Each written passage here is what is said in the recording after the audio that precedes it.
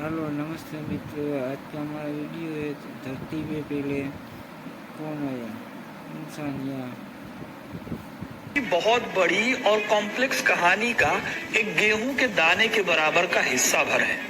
आपको भी बचपन से यही बताया गया होगा कि इंसान पहले बंदर थे और फिर धीरे धीरे सीधे खड़े होकर चलने लगे, इंसान बन गए। लेकिन क्या सचमुच हम बंदर से इंसान बन गए थे, या फिर इंसान और बंदर दोनों की जड़ों में एक ही कहानी छिपी हुई है? ये सवाल कि क्या पहला इंसान कौन था, ये बिल्कुल वैसा ही है जैसे पहले मुर्गी आई या फिर अंडा। अगर आप कहें कि अंडा पहले आया तो सवाल उठेगा कि बिना मुर्गी के अंडा आया कहां से, और अगर आप कहें कि मुर्गी पहले आई तो बिना अंडे के उसका जन्म हुआ कैसे। यही विरोधाभास मानव के बनने की कहानी का सबसे बड़ा ग्रे एरिया है। जरा अपनी फैमिली ट्री के बारे में सोचिए। आप अपने माता पिता से जन्मे और वो अपने पेरेंट्स से। ये सिलसिला पीछे चलता चला गया, लेकिन सोचिए कि इस एंडलेस सिलसिले की पहली कड़ी कौन थी? क्या वो कोई मर्द था या फिर कोई औरत थी, या फिर इस दौड़ में कोई एक सिंगल पॉइंट कभी था ही नहीं? आज हम इन्हीं सवालों के जवाब ढूंढेंगे। हमें उस दौर में जाना होगा जब धरती वैसी नहीं थी जैसी आज दिखती है, जब यहाँ इंसानों का नहीं डायनासोर्स का साम्राज्य होता था। कैसे हम या हमारे पूर्वज इस धरती का हिस्सा बने, और कैसे एक गोले ने हमारी किस्मत को लिख दिया। ये सब जानने के लिए वीडियो को पूरा देखिएगा, क्योंकि अपना इतिहास नहीं जानोगे तो खुद को कैसे पहचानोगे। इस मिस्ट्री को सुलझाने के लिए हमें अपनी इमेजिनेशन की टाइम मशीन में बैठ के 6.5 करोड़ साल पीछे जाना होगा। तब इंसानों का इस धरती पर कहीं नामो निशान तक नहीं था। लेकिन फिर एक ऐसा इंसिडेंट होता है जिसने धरती और इंसानों के इतिहास को बदल कर रख दिया। आज के मेक्सिको के युकाटन पेनिनसुला के पास एक 10 किलोमीटर चौड़ा एस्टेरॉइड हजारों किलोमीटर की स्पीड से धरती से टकराया। इस कोलिजन का इम्पैक्ट इतना ज्यादा था कि जैसे लाखों न्यूक्लियर बॉम्ब एक साथ फट गए हों। इस ब्लास्ट के चलते कई सौ सालों से धरती पर रूल करने वाले डायनासोर्स कुछ ही घंटों में हिस्ट्री बन गए। अर्थ पर 70% तक आई कि उसने पूरे वायुमंडल को ढक लिया। सूरज की रोशनी धरती पर आनी बंद हो गई और धरती पर एक इम्पैक्ट विंटर छा गया जो कई दशकों तक चला। पेड़ पौधे बिना रोशनी के मर गए, और उनके साथ ही वो बड़े बड़े जानवर भी खत्म हो गए जो उन लोगों पर डिपेंडेंट थे। अब आपको सोचकर बहुत दुख होगा कि कितनी बड़ी ट्रेजेडी थी, लेकिन क्या आपको पता है कि अगर ये ट्रेजेडी नहीं होती तो आज आप और हम यहाँ नहीं होते। इस ट्रेजेडी के बिना शायद आज भी धरती पर रेंगने वाले बड़े बड़े जानवर ही असली रूलर होते और इंसान शायद होते ही नहीं। इस उस एक गोले के टकराव ने हमारे लिए वो दरवाजा खोला जिसे कुदरत ने करोड़ों सालों से बंद कर रखा था। इम्पैक्ट विंटर के काल में जब आसमान में कोई पक्षी तक नहीं उड़ता था और समुद्र का पानी जहरीली राख से उबल रहा था, तब भी लाइफ के आसार बाकी थे।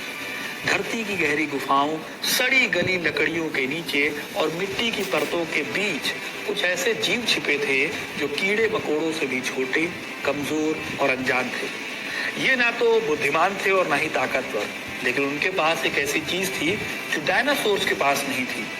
उनकी एडेप्टेबिलिटी ही उनकी सबसे बड़ी ताकत थी। साइंटिस्ट का मानना है कि ये हमारे सबसे शुरुआती पूर्वज थे। जब बाहर कुछ भी खाने को नहीं बचा तो इन जीवों ने मिट्टी में दबे कीड़ों, जड़ों और राख को ही अपना फूड बना लिया।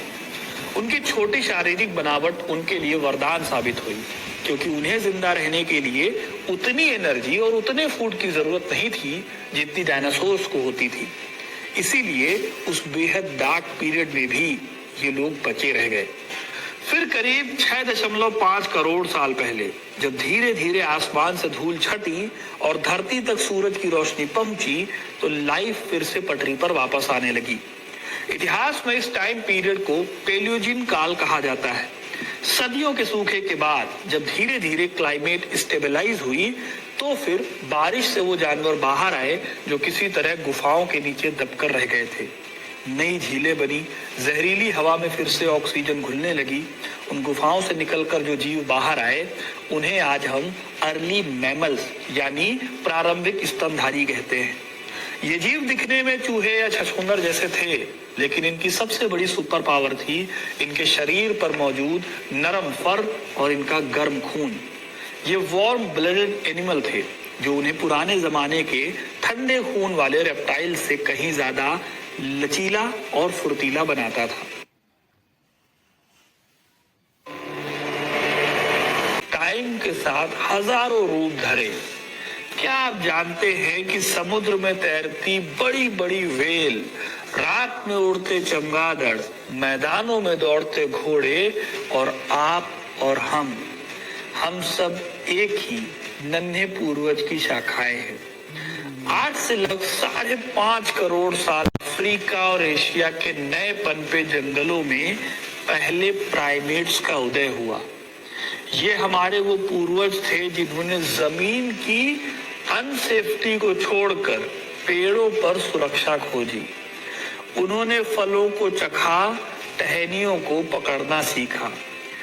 एक रिसर्च बताती है कि ये जीव पहले से ही पेड़ों से उतरकर जमीन पर चलने की शारीरिक संरचना यानी कि जो बॉडी का स्ट्रक्चर है उसको डेवलप कर रहे थे।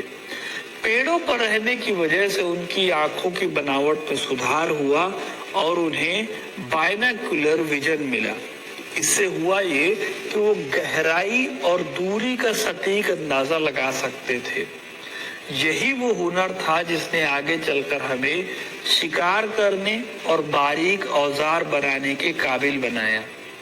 लेकिन अभी भी हम पूरी तरह से इंसान नहीं बने थे। अभी भी एक बहुत बड़ी घटना का इंतजार था जो शायद हमें इंसान बनने के नेक्स्ट चैप्टर पे लेकर जाए। 20 मिलियन साल पहले अफ्रीका की धरती के नीचे टेक्टोनिक प्लेटों में भारी हलचल शुरू हुई। जमीन फटने लगी और ग्रेट रिफ्ट जैसी बड़ी बड़ी माउंटेन रेंजेस खड़ी होने लगी। इन पहाड़ों ने पूरब से आने वाली नरम हवाओं का रास्ता रोक लिया। इससे अफ्रीका का क्लाइमेट बदल कर रह गया। घने जंगल सूखने लगे और उनकी जगह ऊंची ऊंची घास के मैदानों ने ले ली। अब पेड़ों पर रहने वाले हमारे पूर्वजों के सामने 2 ही रास्ते थे। या तो वो सिकुड़ते जंगल उतरकर उस नए और खतरनाक सवाना जंगलों को अपना घर बना ले। यहीं से सेलेंथ्रोपस कैडेंसिस जैसे जीवों का उदय हुआ। ये सबसे शुरुआती पॉसिबल होमिनिड्स में से एक थे।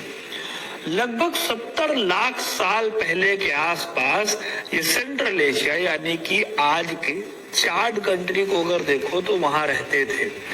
इन्हें ह्यूमन एवोल्यूशनरी ट्री में सबसे शुरुआती जीव माना जा सकता है, यानी कि ये हमारे सबसे पहले क्लोज पूर्वज थे। ये वो प्राइमेट थे जिनकी खोपड़ी वानरों जैसी थी, लेकिन इनकी गर्दन और रीढ़ की हड्डी के जुड़ने की जगह यानी फोरामेन मैग्नम में ये इशारा करता था कि ये जीव अब सीधा खड़ा होकर दूर तक फैले घास के मैदानों को देख सकता था। अब यहाँ एक बहुत बड़ा ग्रे एरिया है जिसे अक्सर लोग गलत समझ लेते हैं और बहस भी करते हैं। आपने चार्ल्स डार्विन का नाम सुना होगा। इंसान बंदरों से पैदा हुए ये थ्योरी डार्विन ने दी, ऐसा कई लोग मानते हैं। लेकिन चार्ल्स डार्विन ने अपनी किताब द डिसेंट ऑफ मैन में सिर्फ ये आर्गुमेंट दिया था कि इंसान और बंदरों के पूर्वज शायद एक ही रहे होंगे। ये बिल्कुल वैसा ही है जैसे एक ही पेड़ की 2 ब्रांचेस हैं और वो अलग अलग डायरेक्शन में आगे बढ़ जाए। एक ब्रांच एप्स या वानर बनी रही, जबकि दूसरी ब्रांच ने स्ट्रगल करते करते इंसान बनने की ओर कदम बढ़ाया। करीब 28 लाख साल पहले तक इंसान के फीचर्स में बदलाव हो रहे थे, जैसे ओरोरिन और आर्डिपिथेकस जैसी प्रजातियों में हमारे पैरों के तलवे चपटे हुए और रीढ़ सीधी हुई। लेकिन सवाल ये है कि हमने 4 पैरों की सेफ्टी को छोड़कर 2 पैरों पर चलने का रिस्क क्यों उठाया? क्या ये केवल खाने को ढूंढने के लिए था, या फिर दो पैरों पर चलने से जो हाथ आजाद हुए वो भी कुदरत के किसी बड़े प्लान का हिस्सा। ये दिन मील का पत्थर था। इथियोपिया के हदार एरिया में डोनाल्ड जोहानसन और टॉम ग्रे की टीम ने खुदाई में एक ऐसा कंकाल ढूंढा जिसने पूरी दुनिया को चौंका दिया। लूसी नाम की 32 लाख साल पुरानी महिला का एक कंकाल मिला जो लगभग 40% सेफ था। लूसी के शरीर की बनावट अपने आप में एक पहेली थी।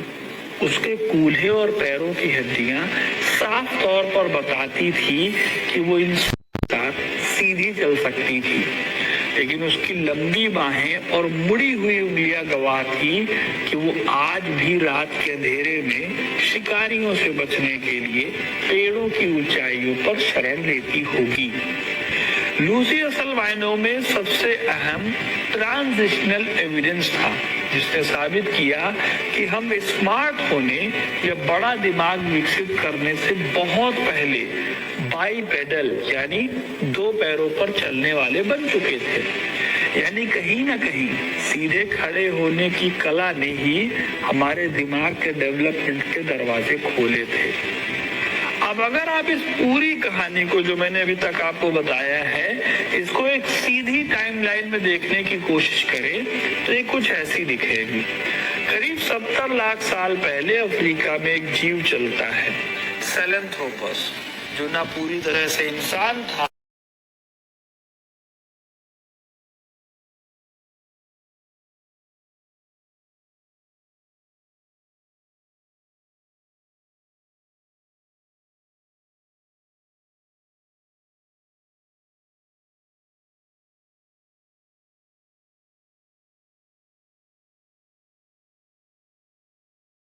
हेलो दोस्तों, आपका क्या कहना है वीडियो में बताया हुआ? जो आपकी राय हो कमेंट में ज़रूर बताइएगा, कमेंट करिएगा, शेयर करें।